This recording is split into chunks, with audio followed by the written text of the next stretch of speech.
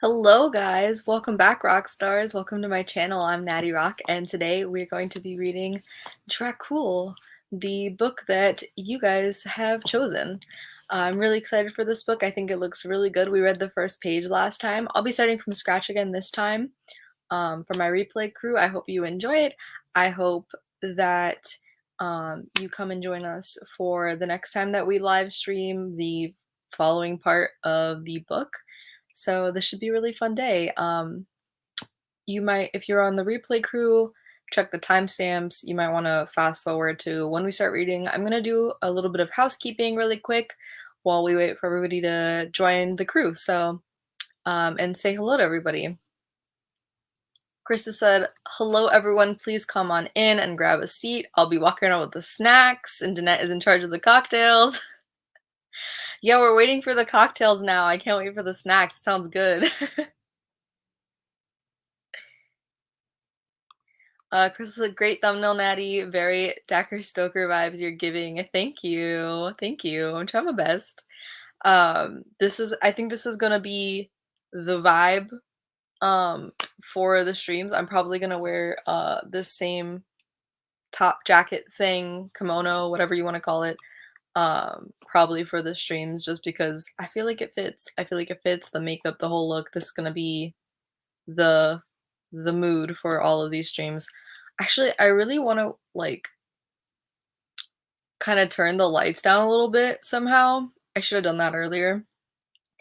Just to like fit the vibe. I feel like it's just so bright in here. Hold that thought. Hold that thought. 1 second. While people come on in, I'm gonna just try to set the mood a little bit more. Let's see what we can do here.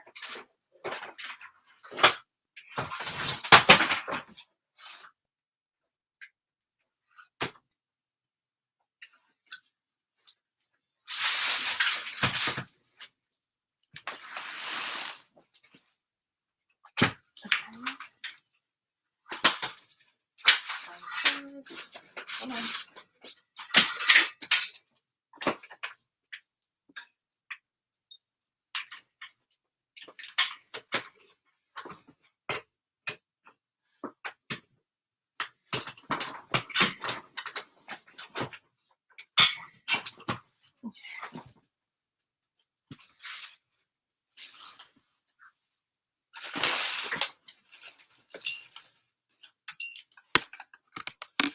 Let's see if we can heighten the vibe.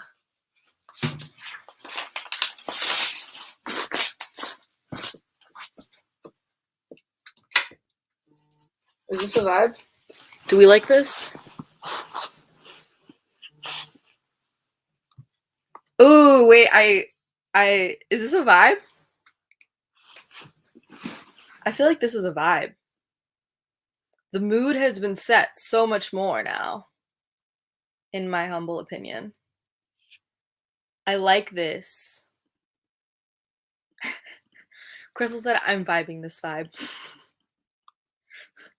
Such a dad joke. That is a very dad joke. I love it.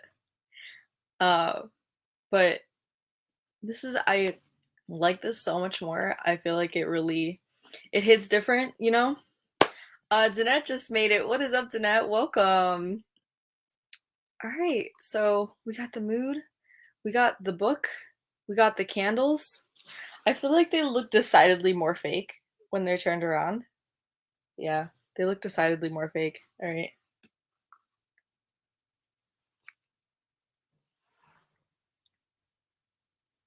Yeah, I should be able to still read it. I think we'll be okay still. So here we go. We're gonna read Dracul. Danette says that she's so excited. Yay! Okay. I'm really excited for this too. So here we go, Dracul. I'm gonna rearrange my little setup really quick. It's not as big of a mood now. So that's a bummer.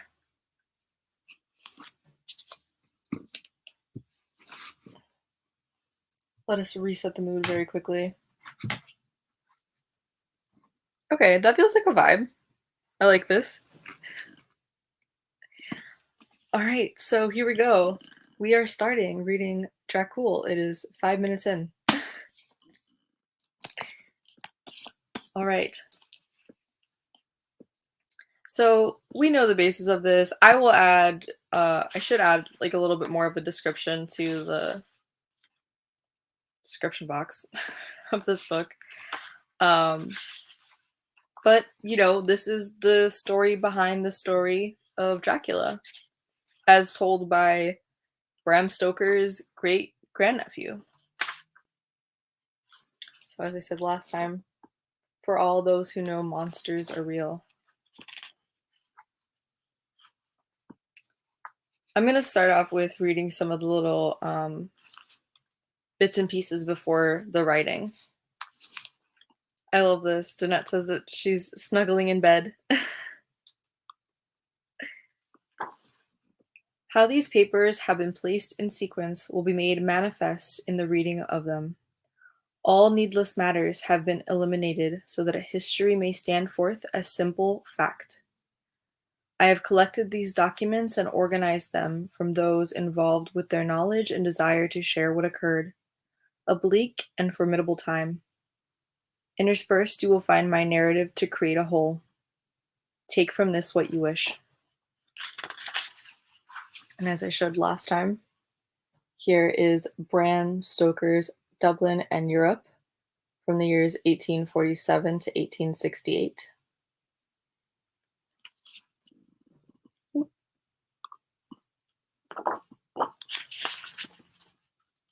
All right, part one starts with a couple of Bram Stoker quotes from his books. The first one is taken from Dracula.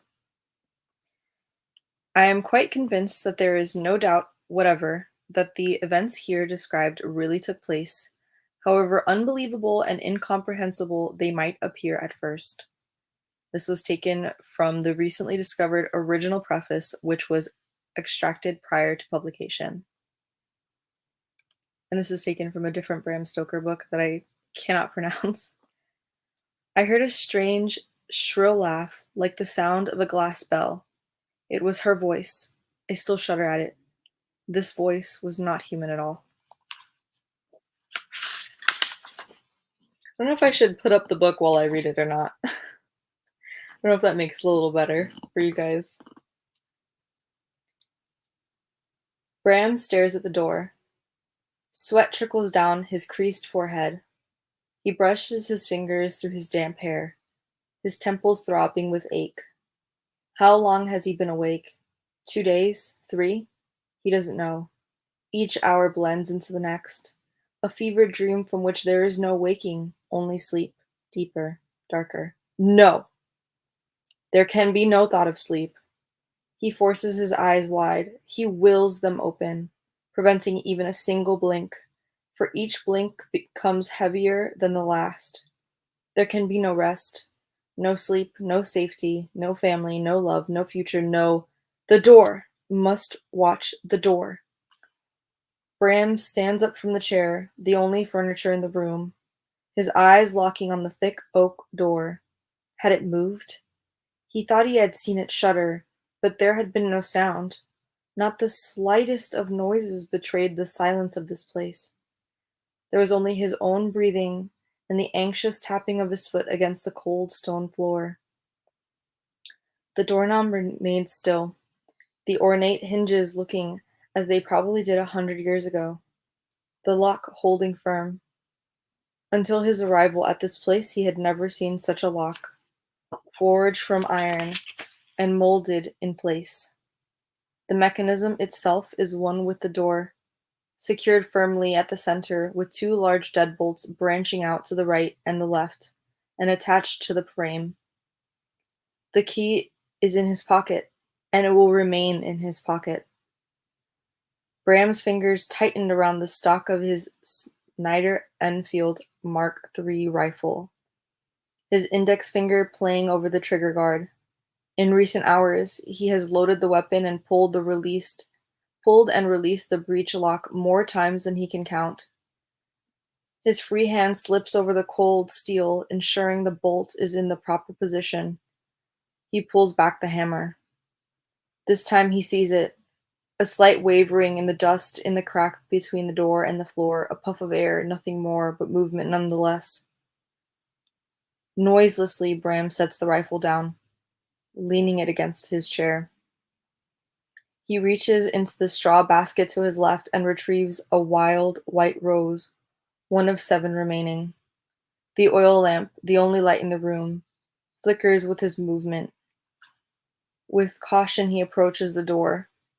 The last rose lay in a shriveled heap, the petals brown and black and ripe with death, the stem dry and sickly, with the thorns appearing larger than they had when the flower still held life.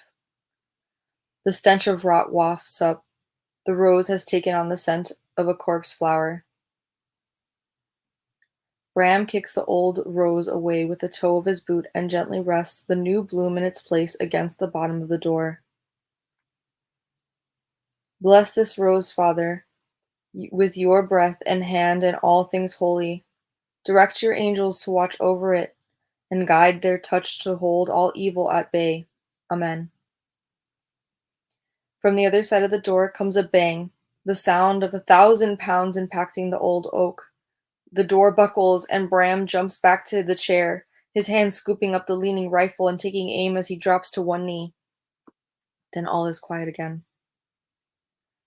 Bram remains still, the rifle sighted on the door until the weight of the gun causes his aim to falter. He lowers the barrel, then his eyes sweeping the room. What would one think if one were to walk in and witness such a sight?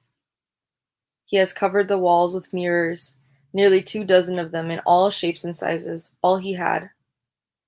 His tired face stares back at him, 100-fold as his images bounce from one looking-glass to the next. Bram tries to look away, only to find himself peering back into the eyes of his own reflection, each face etched with lines belonging on a man much older than his 21 years. Between the mirror he has nailed his crosses, nearly 50 of them. Some bear the image of Christ, while others are nothing more than fallen branches nailed together and blessed by his own hand. He continued the crosses onto the floor, first with a piece of chalk, then by scraping directly into the stone with the tip of his with the tip of his Bowie knife, until no surface remained untouched. Whether or not it is enough, he cannot be sure, but it is all he could do. He cannot leave. Most likely, he will never leave. Bram finds his way to the back of the chair and settles in. Outside, a loon cries as the moon comes and goes behind thick clouds. He retrieves the pocket watch from his coat and curses. He forgot to wind it, and the hands cease their journey at 4:30. He stuffs it into his back pocket. Another bang on the door, this one louder than the last. Bram's breath stills as his eyes play back over the door, just in time to see the dust dance at the floor and settle back to the stone. How long can this barrier hold against such an assault? Bram doesn't know. The door is solid, to be sure, but the onslaught behind it grows angrier with each passing hour, its determination to escape growing as the dawn creeps nearer. The petals of the rose have begun to brown much faster than the last. What will become of him when it finally does breach the door? He thinks of the rifle and the knife and knows that they will be of little use. He spots his journal on the floor beside the basket of roses. It must have fallen from his coat. Bram picks up the tattered leather-bound volume and thumbs through the pages before returning to the chair, one eye still in the door. He has very little time. Plucking a pencil from his breast pocket, he turns to a blank page and begins to write by the quivering light of the oil lamp. So that is the first little part. That was labeled now, I believe. Yeah, now. And the next section is the journal of Bram Stoker. I'm going to take a couple comments before we go on to the next little piece.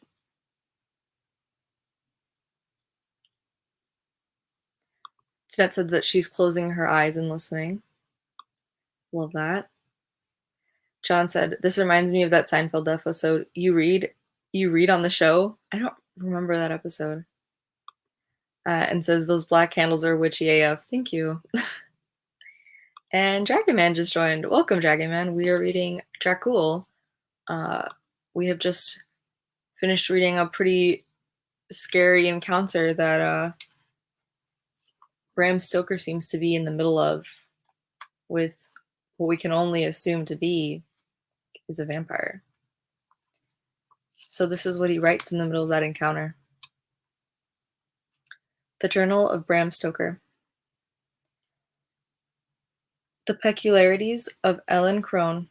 That is, of course, where I should start, for this is as much her story as it is mine, perhaps more so. This woman, this monster, this wraith, this friend, this being. She was always there for us. My sisters and brothers would tell you as much. But how so is where inquiries should lie. She was there at my beginning, and will no doubt be there for my end, as I was for hers. This was and always shall be our dance. My lovely Nana Ellen, her hand always reaching out, even as the prick of her nails drew blood. My beginning? What a horrid affair it was. From my earliest memories, I was a sickly child, ill and bedridden from birth until my 7th year, when a cure befell me. I will speak of this cure in great length to come, but for now it is important you understand the state in which I spent those early years. I was born 8 November 1847 to Abraham and Charlotte in a modest home at 15 Merino Crescent in Clontarf, Ireland, a small seaside town located about 4 miles from Dublin, bordered by a park to the east and with views of the harbour to the west. Our town gained fame as the site of the Battle of Clontarf in 1014, in which the armies of Brian Boru, the High King of Ireland, defeated the Vikings of Dublin and their allies, the Irish Leinster. This battle is regarded as the end of the Irish Viking Wars, a bloody conflagration marked by the death of thousands upon the very shore over which my little room looked. In more recent years, Clontarf found itself the destination of Ireland's rich, a holiday setting for those wishing to escape the crowds of Dublin and enjoying fishing and strolls across our beaches. I romanticize Clontarf, although, and in 1847 it was anything but romantic. This was a period of famine and disease throughout Ireland that had begun 2 years prior to my birth and did not find relief until 1854.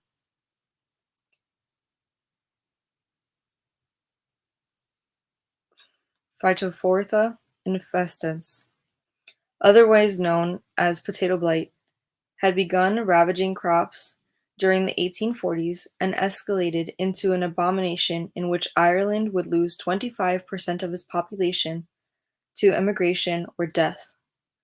When I was a child, this tragedy had reached its peak. Ma and Pa moved us inland in 1849 to escape hunger, disease, and crime, and the fresh air it was hoped would avail my poor health. But all it brought was further isolation, the sounds of the harbour sought by my young ears falling more distant. For Pa, the daily walk to his office at Dublin Castle only grew as the world died around us, a damp web of grief lacing over all that was left. I watched all this transpire from my attic room high atop our home, known as Artane Lodge, as nothing more than a spectre, relying upon the tales of my family to explain everything taking place beyond our walls. I watched the beggars as they ravaged our neighbors' gardens of turnips and cabbage, as they plucked the eggs from our chicken coop in hopes of starving off hunger for one more night. I watched as they pulled clothing from the rope-strung laundry of strangers still damp in order to dress their children. Despite all this, When they were able, my parents and our neighbors opened their homes and invited these less fortunate inside for a warm meal and shelter from the storm. From my humble birth, the Stoker family motto, "Whatever is right and honorable," was instilled in me and guided all in our home. We were by no means well off, but our family fared better than most. In the fall of 1854, Pa, a civil servant, was toiling in the chief secretary's office at Dublin Castle, as he had for the 39 years prior, having begun in 1815 at only 16 years of age. Pa was substantially older than Ma, something that did not resonate with me until I was an adult. The castle was the residence of the Lord Lieutenant of Ireland, and his office handled all correspondence between English governmental agencies and their Irish counterparts. Pa spent his time cataloging these communications, ranging from the mundane day-to-day businesses of the country to official responses on topics having to do with poverty, famine, disease, epidemics, cattle plagues, hospitals and prisons, political unrest, and rebellion. If he wished to ignore the problems vexing our time, he could not. He was deep in the thick of it. Ma was an associate member of the Statistical and Social Inquiry Society of Ireland, a major force in the food drives and relief efforts of Dublin, a post previously reserved only for men. Not a day would pass when she wasn't haggling with a neighbor for milk, only to trade it with another neighbor for cloth. Her efforts kept food on the table for our large family and helped feed countless others who crossed our threshold in these times of need. She held our family together, and as an adult, I see that now, but my 7-year-old self would have testified otherwise.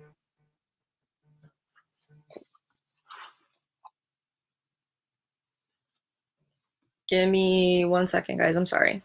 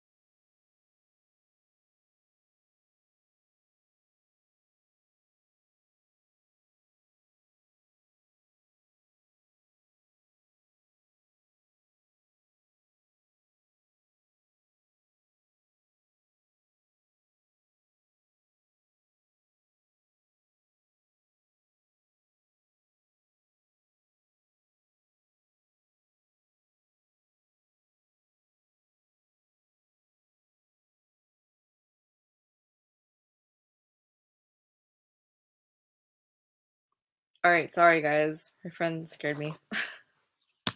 Okay. Um where was I?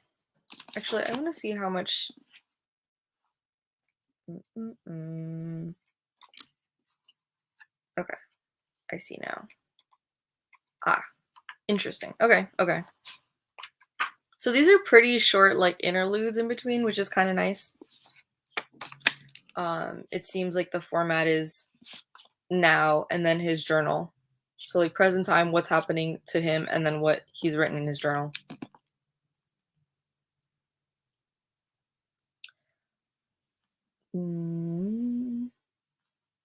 Okay.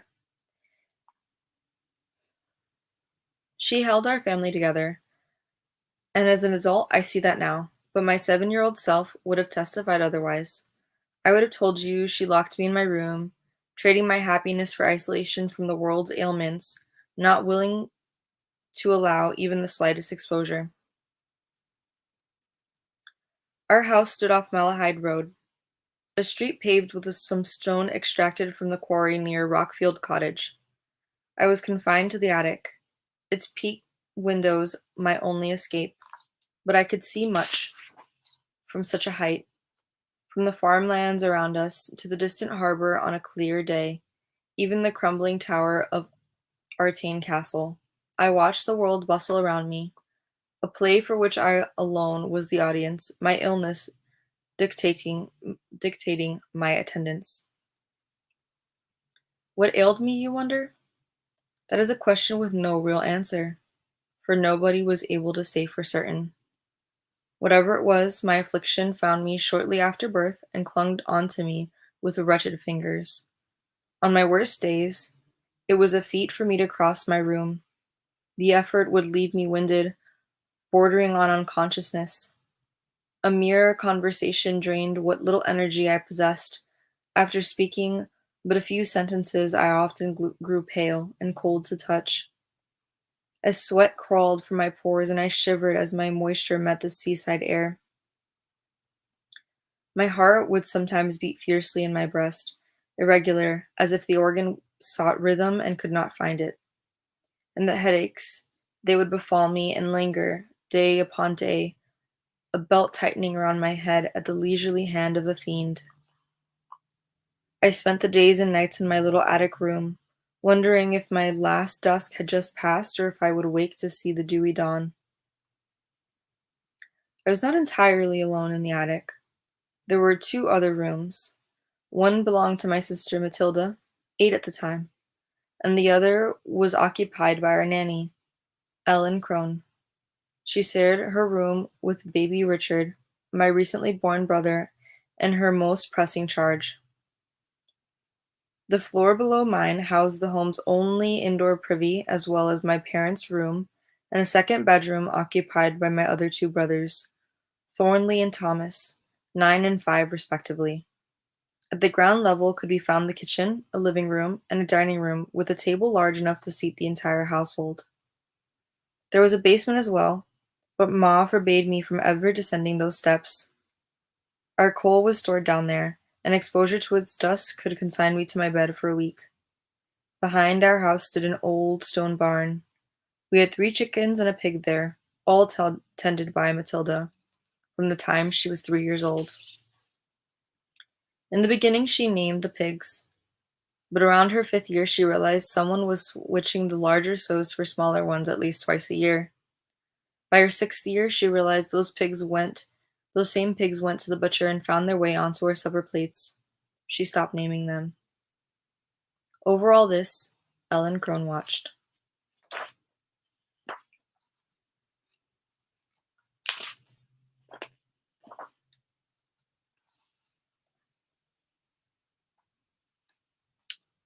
Alright, this seems like a more caught up timeline on the journal of Bram Stoker.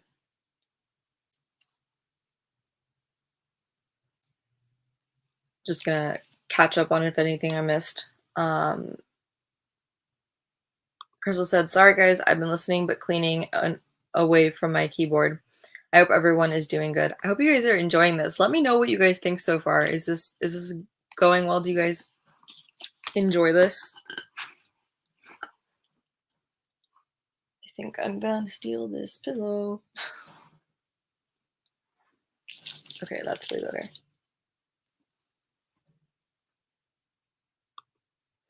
I'm just gonna readjust really quick and I'll keep reading.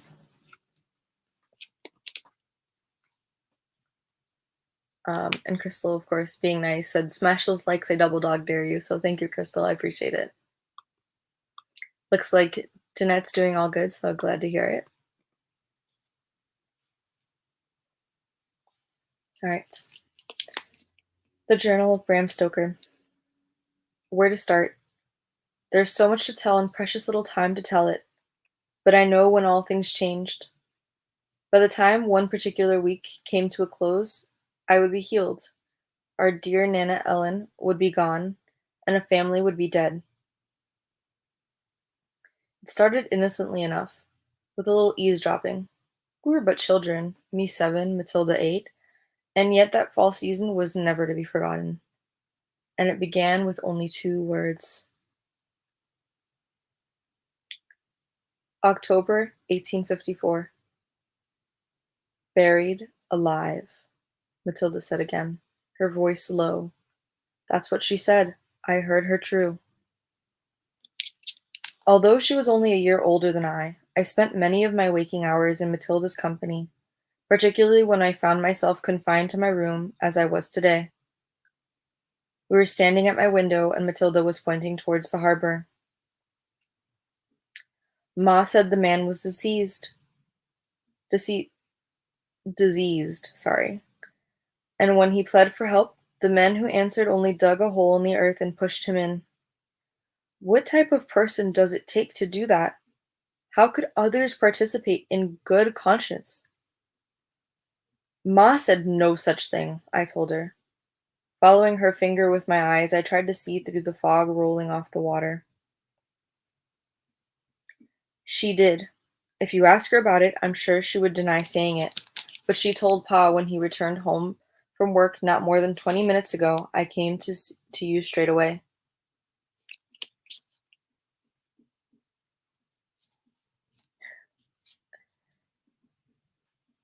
I tried not to smile, for I knew Matilda only spun such a tale in order to boost my spirits. But the corners of my mouth rose nonetheless, and she smacked me on the shoulder. Now you're mocking me, she frowned, turning from the window. Where did you say this happened? She didn't answer, staring instead at the far wall. Matilda, where did this occur? With a deep sigh, she returned to gaze to the window. At the cemetery behind St. John the Baptist Church.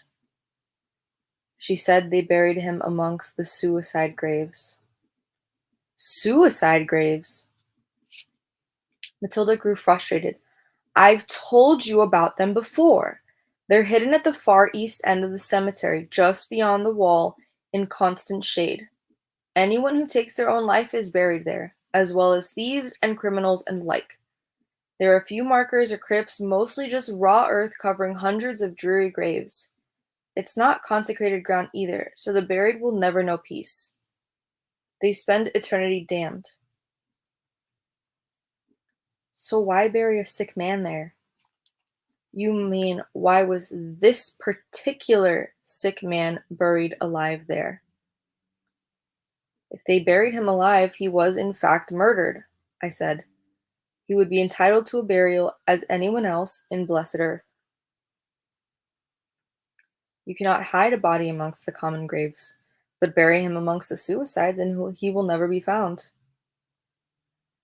A coughing fit came upon me then, and I turned my head until it dispelled, then said, If Ma knows of this, she would tell the authorities. She would make it right. Maybe the authorities already know, and they simply don't care. One less sick man walking the streets may not be of concern.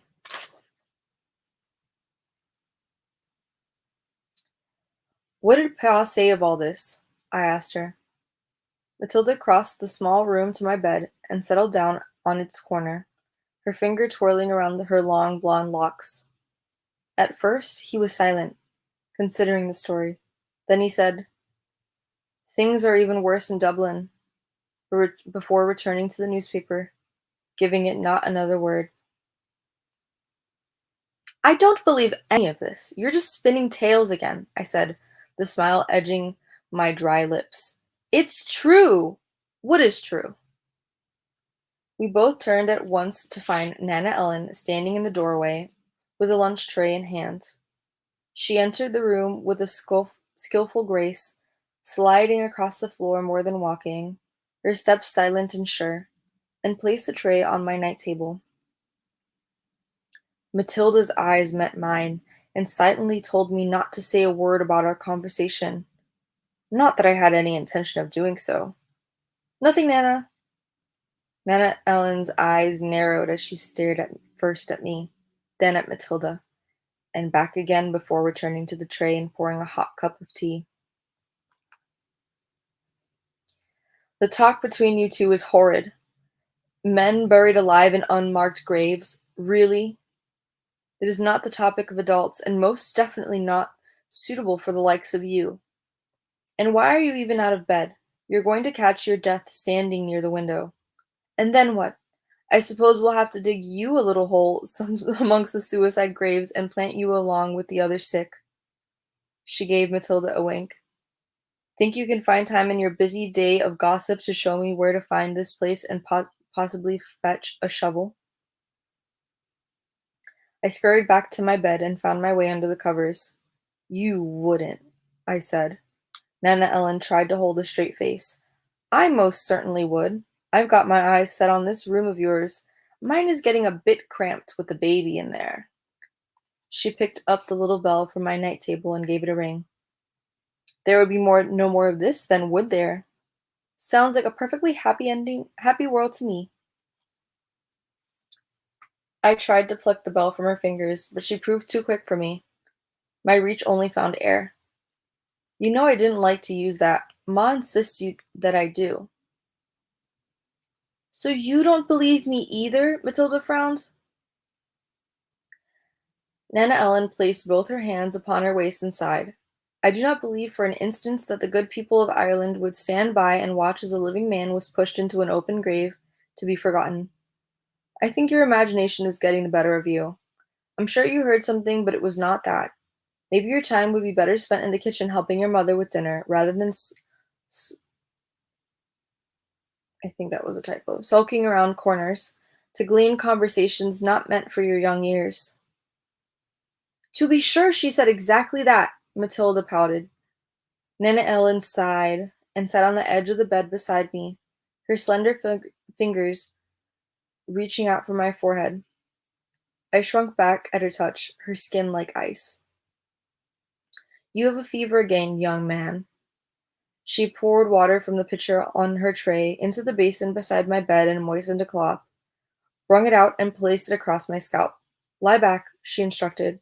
I did as she said, then said, "Gray." "What?" "Your eyes today. They are gray." And they were too, a dark gray, reminding me of the thick storm clouds that had filled the harbor skies only 2 days before. Yesterday they were hazel, and the day before that they were blue. What color will they be tomorrow? She looked upon me with these eyes and tucked her curly blonde hair behind her ear. Most days she wore it up, but today was down, hanging just below her shoulders. I have often reflected on the beauty of Ellen Crone. At the age of 7, I had no such thoughts, but as an adult, I cannot deny her allure. Her skin glowed, flawless as a fresh coat of snow, not a single blemish or line, not even around her eyes or mouth. When she smiled, the whiteness of her teeth astounded. We often joked about her age, she along with the rest of us. She joined our household in October of 1847, only weeks prior to my birth, right after Miss Coghlan took leave due to health issues, explaining the arthritis in her hands had made the act of caring for a child unbearable. Miss Coghlan had been with the family through the births of both Thornley and Matilda, and had been expected to stay another year or so, long enough for Ma to find a replacement. Her early leave-taking came at a difficult time. Pa spent most of his hours at the castle due to the start of the famine, and Ma was in no condition to interview replacements, being only weeks away from birth. Ellen appeared as if sent by God. Through word of mouth alone, she had heard about potential employment and arrived on our doorstep with nothing more than a small bag in her possession. She claimed to be 15 at the time, an orphan who had spent the past 5 years in a household looking after the children of her providers, a boy and a girl aged 5 and 6, only to lose the entire family to cholera the month before.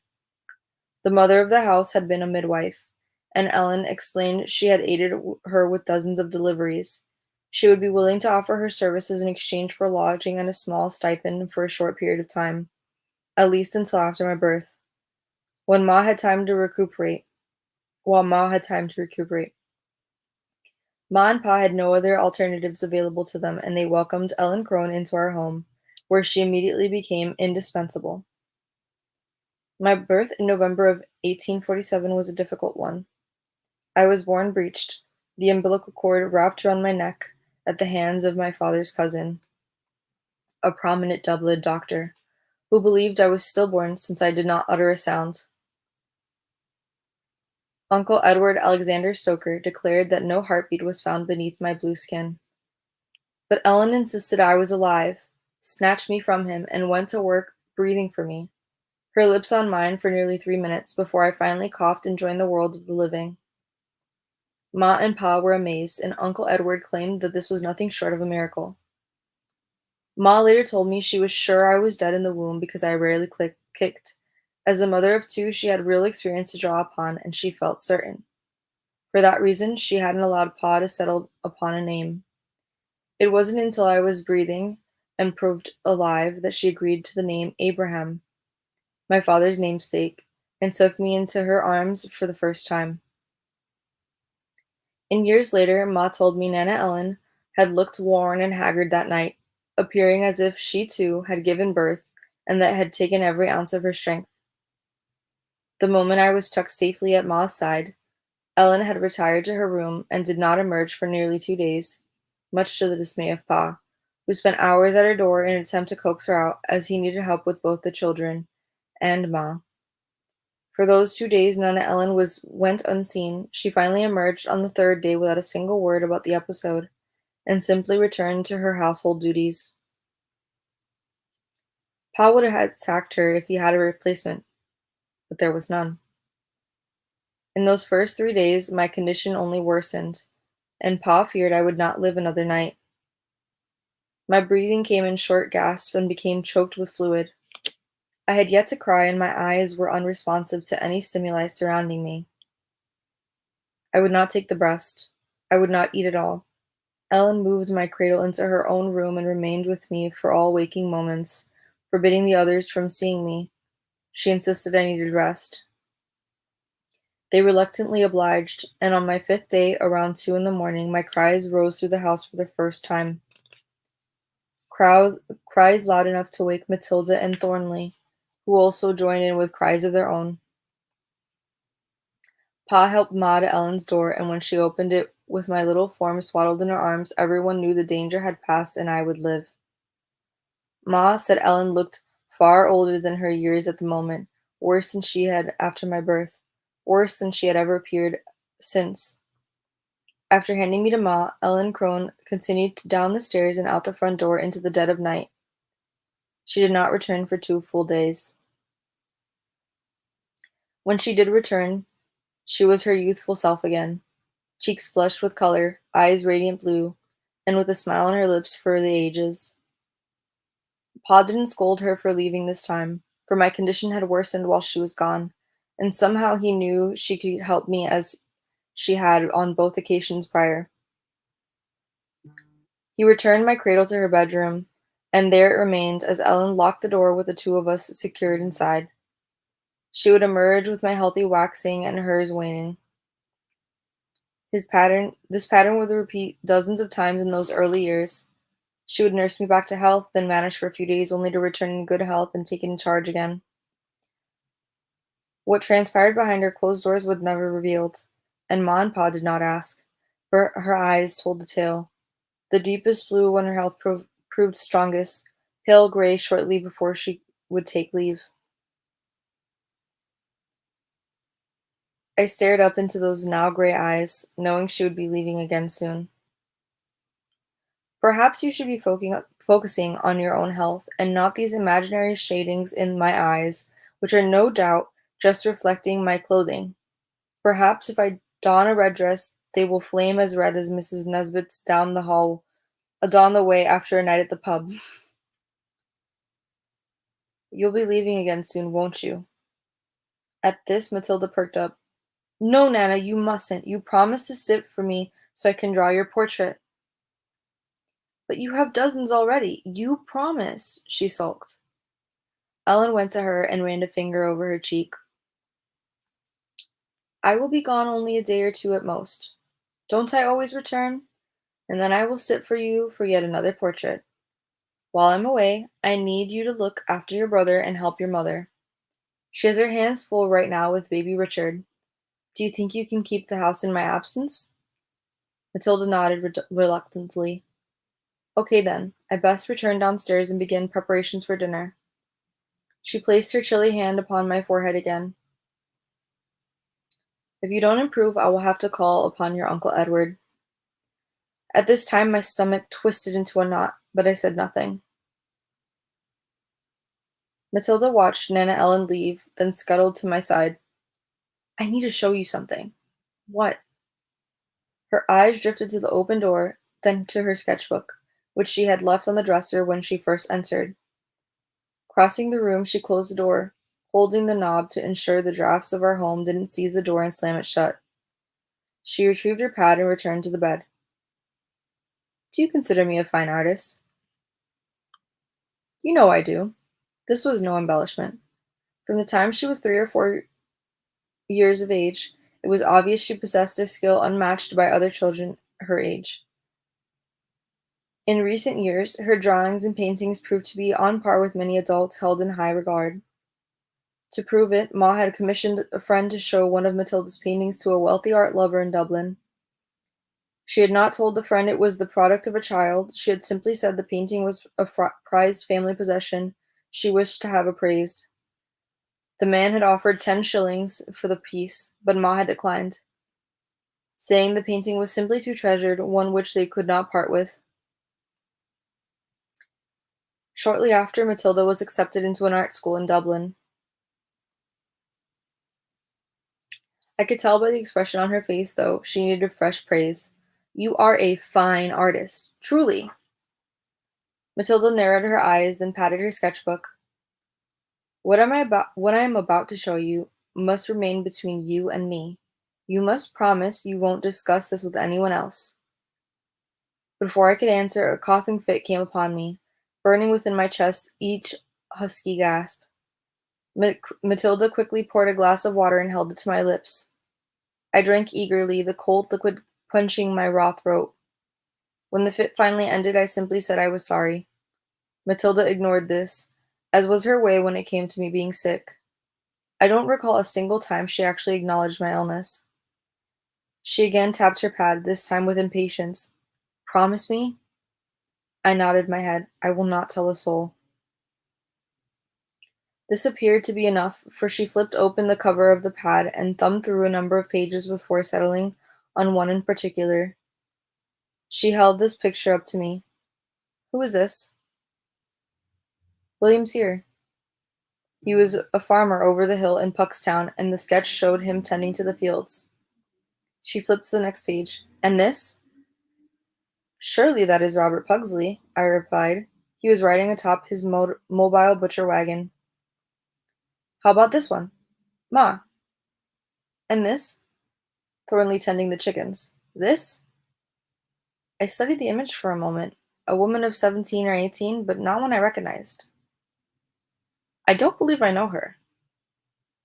Matilda stared at me for a second and then flipped to the next page. How about her? Another girl, a little older than the last.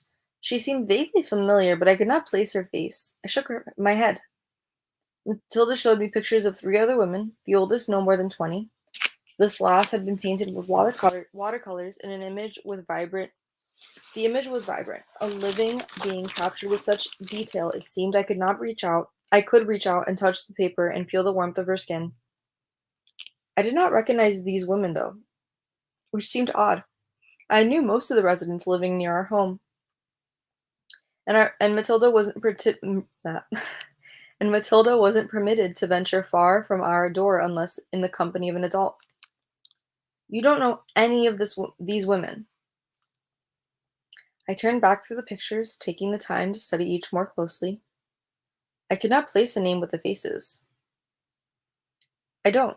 Perhaps you met them at the market or in town with Ma, some place without me? Matilda shook her head slowly. She leaned in close and whispered at my ear. They're all sketches of Nana Ellen. I frowned and returned to the sketchbook, but they look nothing like her. They all look nothing like her, and yet they all look exactly like her. I could show you a dozen others, but none would be familiar to you. I don't understand. I don't either. She lowered her voice again. It seems whenever I draw Nana Ellen, the resulting picture looks nothing like her. I cannot capture her no matter how hard I try. Her image eludes me. I didn't know what to say to this, so I changed the subject. What more have you learned of Thornley? Because I rarely left my room, I depended on Matilda for household gossip, and it was rare that she disappointed. Though Nana Ellen was the focus of her sleuthing, my brother was a close second, and she could be often found lurking in his shadow. Oh, Thornley? Matilda turned the page of her sketchbook to one filled with text. Last night I saw him leaving Nana Ellen's at nearly 2 in the morning. Why would he be in her room? Matilda tapped at her pad. That's not all. He was fully dressed, and after he left her room, he didn't go back to his own. He went outside. In the middle of the night? The middle of the night. What did he do out there? Matilda frowned. I don't know. I lost sight of him near the barn. But he was out there for nearly 20 minutes, and when he came back in, he was filthy. Did he see you? Of course he didn't see me. So this is what, the third time? She shook her head. This is the fourth time I saw, in many weeks, that he has snuck out like this. If he does it again, I plan to follow him. You should tell Ma. She wouldn't. I knew she wouldn't. The way she closed her sketchbook and left my room in a huff told me so.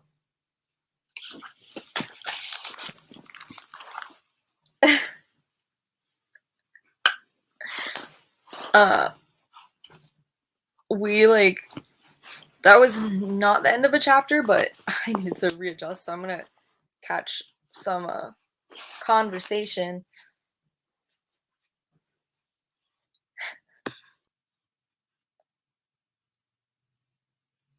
Oh my god, John just going off in the comments.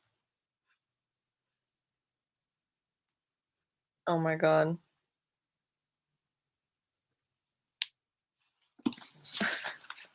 John, I'm totally gonna delete some of your comments. I can't.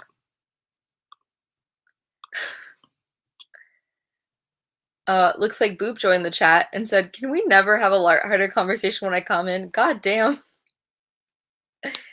And also said, I've been following for a year. Yeah, you have. We're reading a book. I guess it's not really a lighthearted book because it is about Dracula. But I don't know, it's a pretty good book.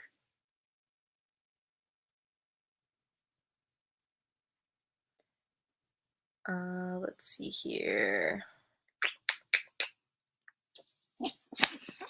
What was I gonna do? Oh, I'll take care of that later. What do you guys think about this book so far? I think it's pretty good.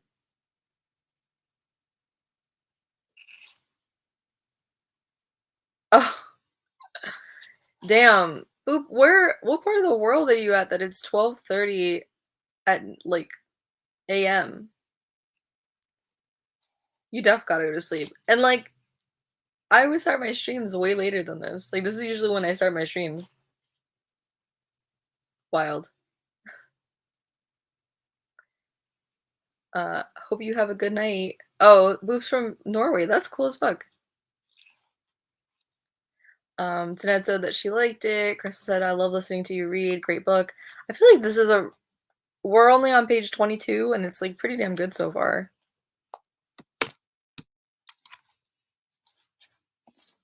Let's see. Let's see how many more pages are left on this section. Seems like a lot of them. Okay.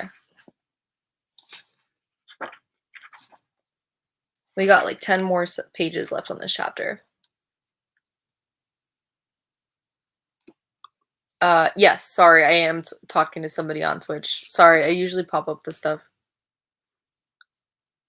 But yeah, poop earlier.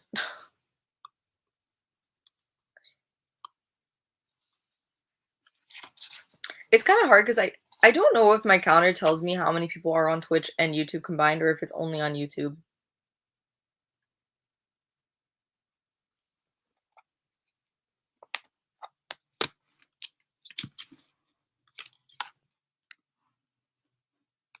Not that falling over. Crystal said, are you liking reading it to us, Natty? I am. This is kind of fun. I don't know. As long as you guys are enjoying it. If it's like a weird, like, one-sided thing, then, like, I won't do it again. But if you guys are liking it so far, then that's dope. Alright. We got 10 more pages left in this, like, chap I don't know if whether to call them chapters or not because it's, like, not labeled as chapters, but I guess they would be. 1 second.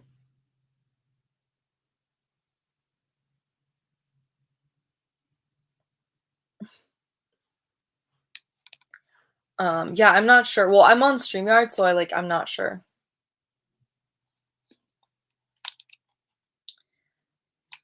Alright. I will continue reading. I feel like it's probably gonna take a lot of episodes to get through this book because we're almost an hour in and I'm only 23 pages in. So if somebody wants to keep an eye out on the 1 hour mark and let me know and I'll let you know what page we're on. My fever worsened.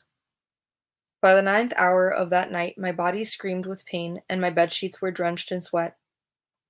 Ma sat at my side with a bowl of water in her lap and a damp cloth to wipe the sheen from my forehead. At one point, I fought her.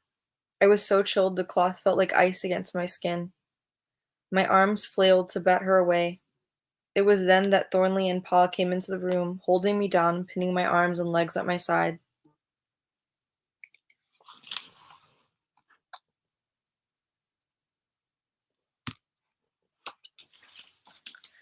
My moans echoed through the house, guttural sounds more like those of a wounded animal than a child. Down the hall I heard baby Richard crying out for Nana Ellen's room, and Ma asked Matilda to see to him. I remember her protesting through her words, though her words escaped me. 1 second.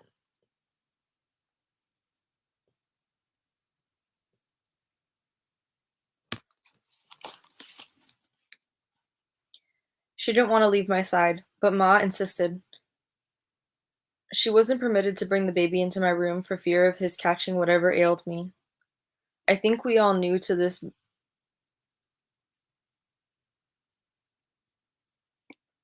I think we all knew this to be illogical. My illness had persisted for years and no one else in the family had contracted it. Yet we all seemed to be agreed it was best not to risk a contagion with the infant. Matilda rushed from my room and I heard Pa cursing Nana Ellen for taking leave only hours earlier. They depended on her, and she was needed now more than any other time, and yet she was gone, leaving for reasons known only to her. In my fevered mind, the sketches Matilda had shown me glowed. Dozens of women blurring into one, resembling Nana Ellen for a fraction of a second before breaking apart into the pictures of strangers. Women of various ages and appearances, all different, all the same. Their eyes went from black and white of a pencil sketch to the most vibrant blue found only in oils, peering at me through a veil of swirling darkness. I could hear Nana's voice, but she sounded so far away as if she shrieked from across the harbor and the fog devoured her cries. Then her face was but inches from mine, her full red lips moving to speak but uttering no sound. A moment later Ma was back, wiping it all away with that icy cloth, and I wanted to swat her away from me, but my arms no longer obeyed. All went black and I felt as if I was falling down a well, the world vanishing above me as I was swallowed by the earth. My back on fire as I raced towards hell. I heard Ma calling my name, but I was so far from home I knew I would be scolded if she learned I had left the house at all, so I said nothing. I only closed my eyes and waited for impact as I fell into the abyss. I imagined this is what it felt like to be pushed alive into a suicide grave. I awaited smothering dirt, poised to die beneath its blanket of filth, left to the eager worms and maggots of the earth. Bram! Ma called out to me from atop the hole, but I remained silent. It wasn't until the third time I finally tried to answer, but my voice failed me. The heft of so much soil on my chest expelled what little air I could muster, only a muted grunt escaping my dry, chapped lips. Around me, dirt fell, raining down in giant clumps, battering my frail body. A crowd gathered at the top of the hole. Although I couldn't see anybody, I heard them, shouting and screaming, crying, even cackles. First 2 voices, then 4, then a dozen more. I could not keep track, for they were everywhere and yet nowhere, ungodly loud but invisible to me all the same. Then there was one. I looked up into Ma's eyes, red and clouded. She held the damp cloth inches from my face and froze as my eyes fluttered open and found her. I was back in my little attic room, back in my bed, wondering if I had left it all. "He's awake," she said in a hushed tone to someone across the room. I tried to turn my head, but my neck ached so. I feared the movement alone might sever my head from my body. It felt as if a dozen blades made of ice pressed into my skin. Cold. "Shh, don't speak," Ma said. "Your Uncle Edward is here. He's going to help you." Edward's face appeared above me, his wispy gray hair disheveled and falling over round glasses. He pulled a stethoscope from around his neck, inserted the earpieces in his ears, and pressed the metal bell-shaped resonator to my chest. This, too, was icy against my bare skin, and I tried to shake it off, but Pa and Thornley held me fast. "Still yourself," Uncle Edward ordered, his face creased in a scowl. He listened for a moment before turning back to Ma. "His heart rate is highly erratic, and the fever has escalated to the point of hallucination. Without treatment, the fever could result in permanent damage, hearing impairment, lost sight, perhaps even death." I listened to this as if an observer, unable to interact. I watched Ma exchange a worried glance with Pa as Thornley simply peered down at me. Um, Time, call. We're an hour in and I'm 25 pages in, so it's gonna take a while for us to get through this book.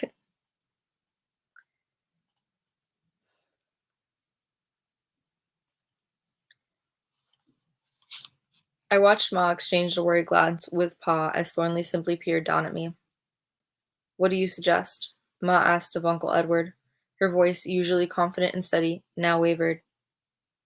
Uncle Edward's eyes fluttering over to mine, then returned to Ma. "We must lessen the tainted blood. Only then will his body find the strength to fight the infection and begin to heal."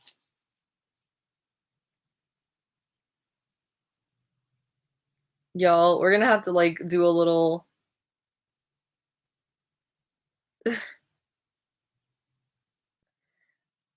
um, trigger warning, because it sounds like they're gonna do bloodletting in this next part, so if you have an issue with that, if you have an issue with self-harm, I would probably suggest clicking off right now.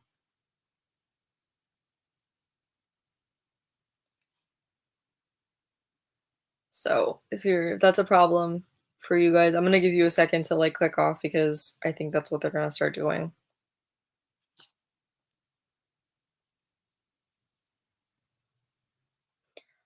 Somebody from Twitch is asking me to stop this book. Yes, because that is definitely a book.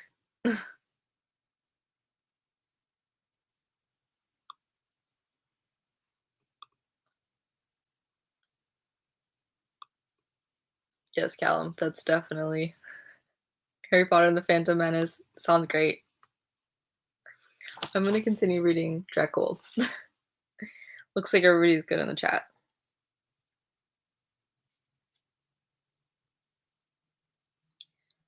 Ma was shaking her head. The last time it only worsened his condition. Bloodletting is the only treatment called for by such a case. I tried to break free of their hold, and nearly did, for they were distracted by the discussion and had lessened their grip. All but Thornley, who squeezed my arm with such force at my attempt, I thought his fingers would break the skin. He frowned at me while mouthing, "No." Blackness slipped back over me like a cloak, and I fought to retain consciousness. They continued to speak, but the words became foreign to me, a language I did not speak. Then my body began to shake with a chill so great I felt as if I was plunged into a frozen lake. From the corner of my eye, I watched Pa nod his head. Uncle Edward removed his glasses, wiping them on his shirt, then replaced them on the bridge of his nose. He opened his bag, a satchel of the finest brown English leather, and removed a small white jar with tiny holes in its lid. Damn, they gonna get graphic. They're gonna get graphic with this bloodletting scene right now. What's up, Ted? What's up, Project Achieva? Welcome back. Um, yes, how are you recovering from Vegas? You're kind of in the middle of we're 25 pages into the book right now. Damn, that is a long sleep. I'm sure you needed it. Um, since you just joined in the chat, I just want to point out we're going to talk about bloodletting right now. Like it looks like they're going to be pretty graphic about it. So if anything with like blood and needles, if you know what bloodletting is, if that like bothers you, like self-harm kind of stuff might bother you, this might bother you, so I would suggest clicking off. All right, I'm gonna continue.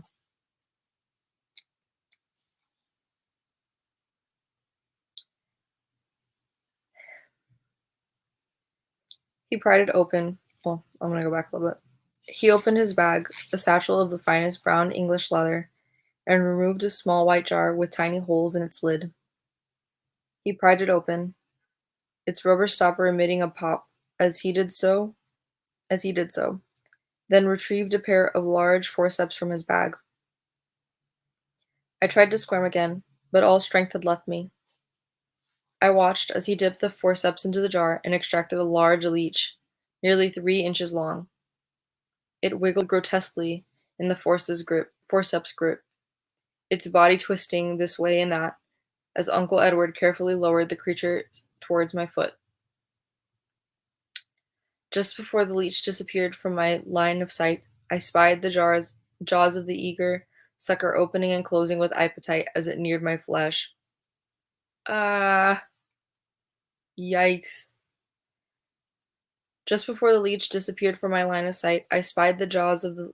Oh, sorry. Ma looked away, her eyes pinched tightly shut, and Pa, although having grown pale, watched none the less as Uncle Edward placed the leech on my foot. I was cold, but the leech was colder still, nearly as icy as Uncle Edward's stethoscope. I imagined the invader's tiny mouth fastening itself to my flesh, its rows of sharp little teeth gnawing, burrowing deeply as it began to feast on my blood. I saw it growing rotund as it engorged on my essence. I was trying to block the putrid spectacle from my mind when I saw Uncle Edward's forceps returning with another leech, this one meant for my shoulder, then another after that, and another after that. I closed my eyes in hopes of finding the embracing grave of sleep. Ugh, jeez. Awful. It's really wild to me, like, to think about how back in the day bloodletting was a thing. I didn't think they were going to use leeches, though. I thought they were going to use, like, some of those incredibly medieval-looking devices that people used to use for bloodletting. So I'm glad it was just leeches, but also I really wonder if people realized that using leeches for this is not like obviously they thought that like bloodletting would work. But like I wonder if they realized that like you could spread disease by the leeches. Like if somebody had a disease and they use the same leech on somebody else, like they could give them that disease. I don't know if they like realized that and like switched out leeches or something. Um, but yeah, I don't know. This whole thing is, Jesus. I'm just gonna catch up on some of these really quick. Um, so Project I so appreciated the beautiful pictures you shared in Discord. Thank you for sharing with us. Project said it was a great trip. So sad it's over. And hashtag Nettie reads. Chris said so glad you had a great trip. A week in Vegas. I've never been able to do more than that. Too crazy and need real R&R. Project on Thursdays. We started a book club. Yes. I didn't get to say this earlier on the stream, but I'll do it really quick now. I've come up with the stream schedule. So Mondays is missing persons days. Tuesday is going to be travel talk. Wednesday is going to be kind of like mixed bag, whatever is kind of relevant at the time. And then Thursdays will be our book club days. I'm gonna make a new banner I'm in the middle of making a new banner for the channel actually to reflect that. Crystal said, I knew a leech once, but we called her Rose. You're so mean. All right.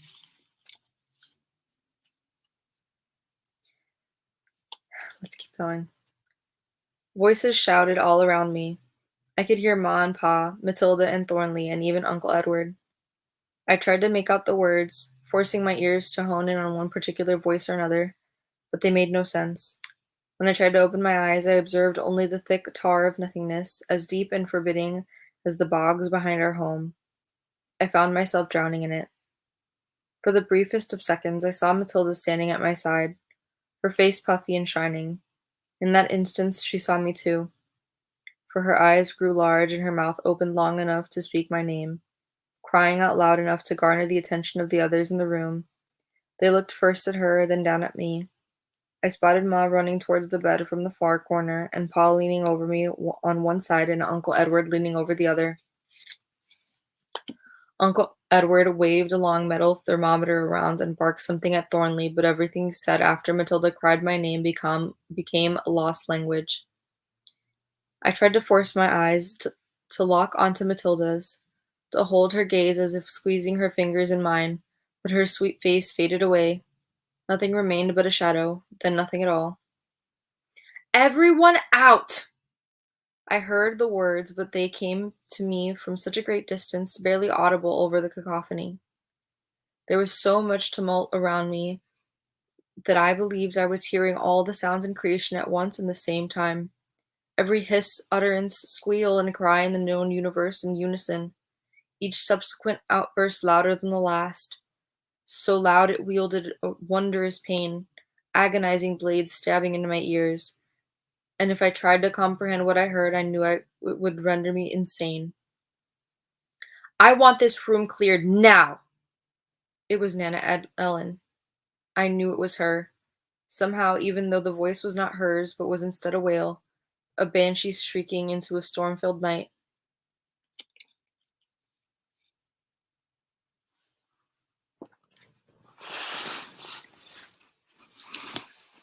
One second while I readjust. Sitting on the floor is like not the best position because it's like my feet and my legs keep falling asleep.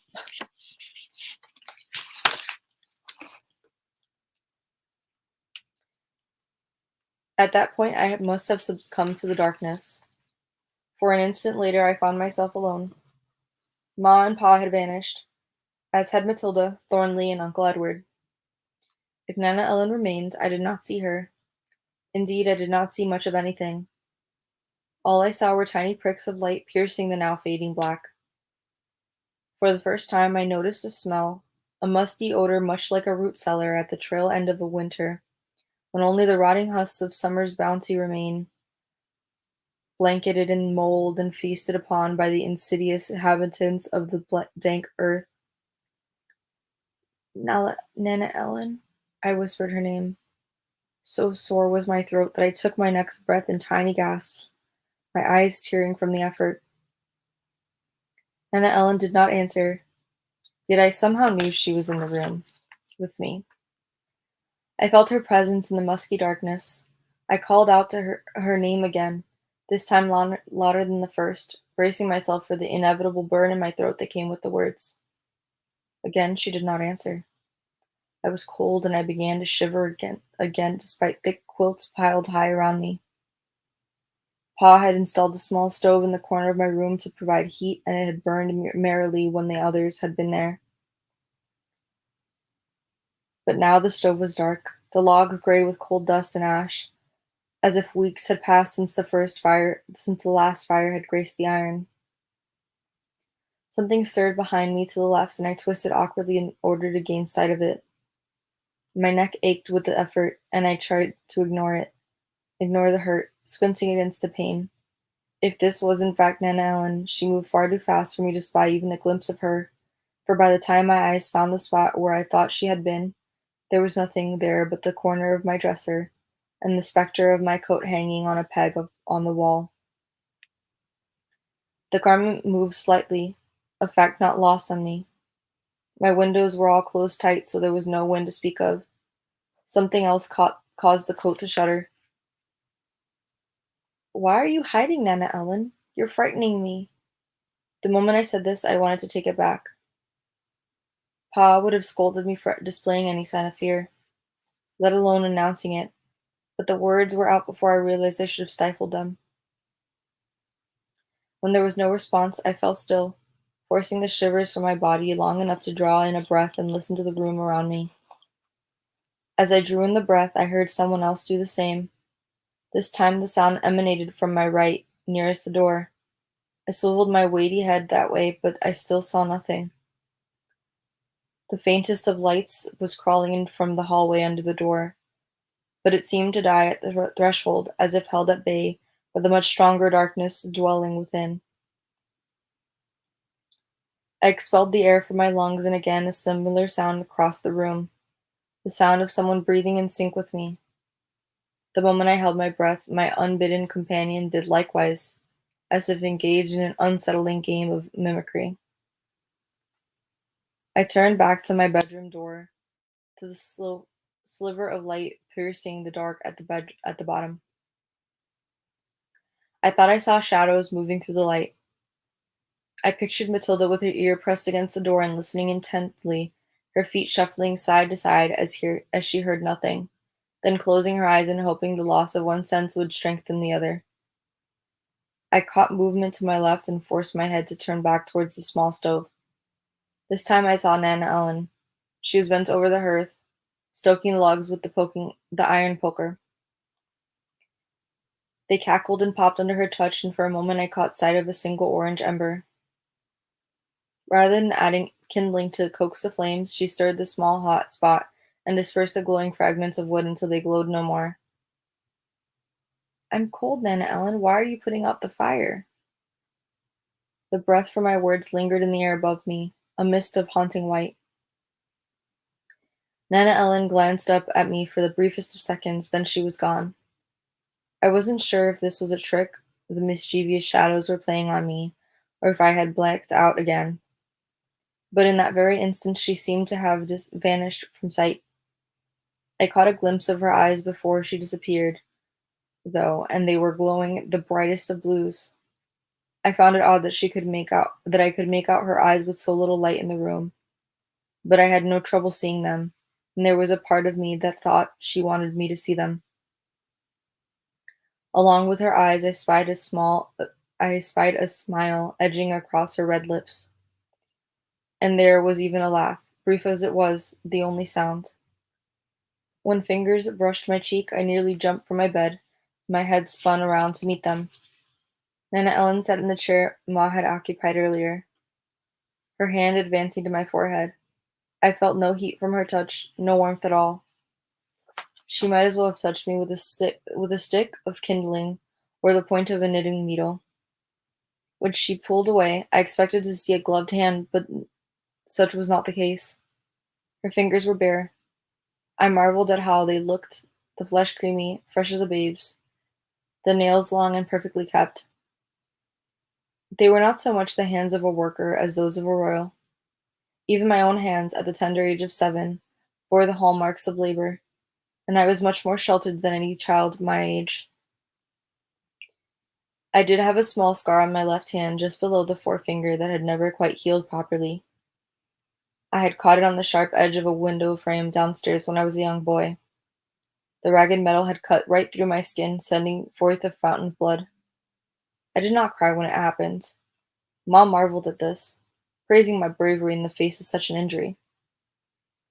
She bandaged the cut as best as she could, but the wound had been deep and probably would have benefited from stitches. I shared this anecdote only because Nana Ellen's hand bore no such scars, the cuts and scrapes of everyday life. Nana Ellen caught me staring at her hands and withdrew them from sight, brushing the hair from my eyes. "You have worsened substantially. You're delusional, caught up in the fever. Does it hurt?" I tried to nod my head, but the ability to move had abandoned me again. To keep my eyes open was painful, but I did so anyways, unable to turn away from her. It must hurt. I thought she meant the fever, but then I realized she was looking down at my arm. With all my strength, I raised it. I spotted 3 leeches below my elbow and at least 2 others above. All were plump from their ghastly feasts. The largest, which was near my wrist, looked about to burst. Its oily body churned, pumping my skin with ferocity. There was no less than 6 on my other arm, and I knew Uncle Edward had placed them on my legs and feet too. Tears began to well in my eyes, and Nana Ellen brushed them away with a cold fingertip. I then watched as she brought that finger to her lips and tasted the salty drop. Soundlessly, she then lowered the same finger to the wreathing back of the fat leech on my wrist and pressed down on it. The little creature shuddered, then caved in upon itself, going from plump and moist to dry dust right before my eyes. Then it was gone, leaving nothing behind but a smudge on my skin and the small red hole from which it had fed.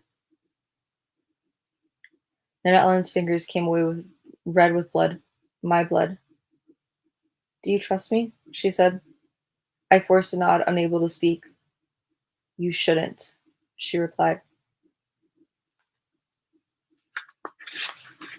Damn. Damn.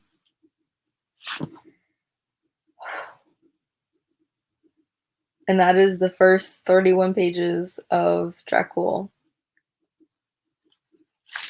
I'm gonna use this as a bookmark. And we will continue next Thursday. We're an hour and 20 minutes in, and there are a lot of pages. So this is gonna take us a while. A very long while.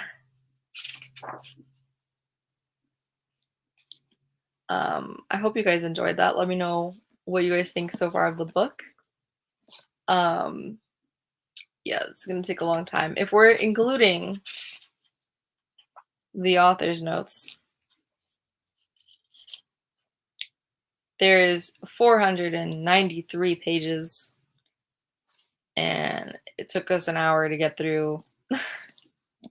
Was it I said 25?